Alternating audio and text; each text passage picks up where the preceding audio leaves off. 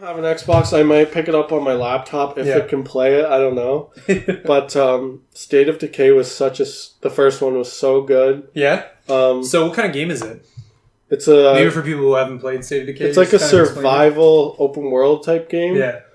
The first game, you just get like dropped in the world, and then you have to go find a base, find survivors, build up your base, find materials, and obviously progress through the story. But the second one is adding like co-op, better like base mechanics, better like survival mechanics. That's kind of cool. Yeah, it's a great game. What was the thing that like made it a great game for you? Like, what was the one thing you loved jumping into the world and? Base building. Honestly, it was so fun.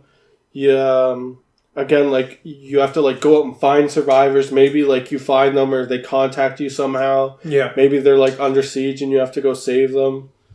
And like again, when I was playing it, I was like, man, if this game was co-op, it'd be so fun. And then they're doing it. Like it's a great idea. I've heard it's a bit touchy at first, but that's fine. I think the map is a lot bigger in the second one as well. Mm-hmm. But so what do you want to see mainly in the second one then? What's kind of like popping out for you?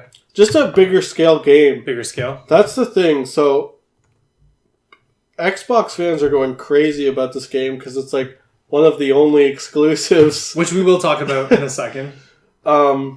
But like, I'm just worried it's not gonna be that. It's not a AAA game. It that's really isn't. The problem is like a lot of these games, like Recore came out as like an Xbox exclusive, and they really pumped it up, but it was like an indie game. Like it wasn't.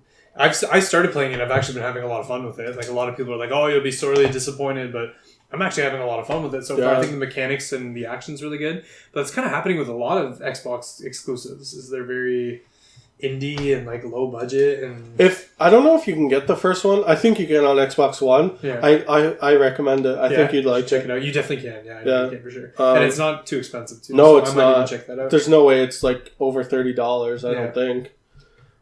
Think they would include like a battle royale? Is it similar to Fortnite? Because in Fortnite you build bases and structures. And no, it's nothing like that. It's like you find a house and then you tell. There's actually houses already, kind of. Yeah. Or like I think one of the best one in the first game is like this big trucker stop, and you can and there's like slots. Like you go to like a map of the house, and then there's like the kitchen. You can build something in. Like you can build a bedroom. You can build like an infirmary in the living room.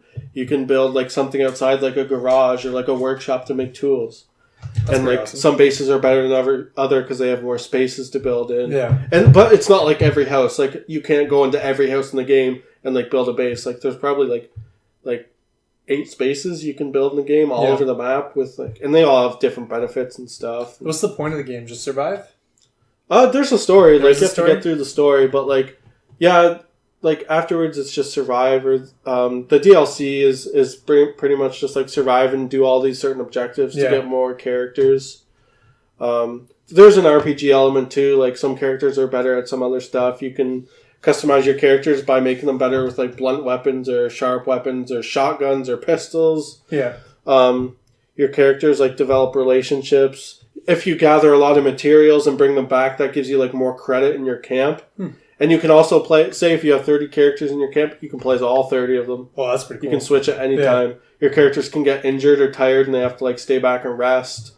If they get really sick, you have to build an infirmary or else they're going to like die or something. Can you like collect gear and like dress your character in like certain... You can't dress your character, but you can collect like again, guns, weapons, like things to like distract zombies, food, medicine, like... You have to go out and find that. That's one thing I think the Division got really right, is that like the gear that you picked up had certain like level and powers and stuff, but it also like added to what you actually looked like in the game. I hope they do that. Games. I think that's pretty awesome. I think any game, well not any game, a lot of games can benefit from being a bit more like RPGs in that way. Yeah, I think so.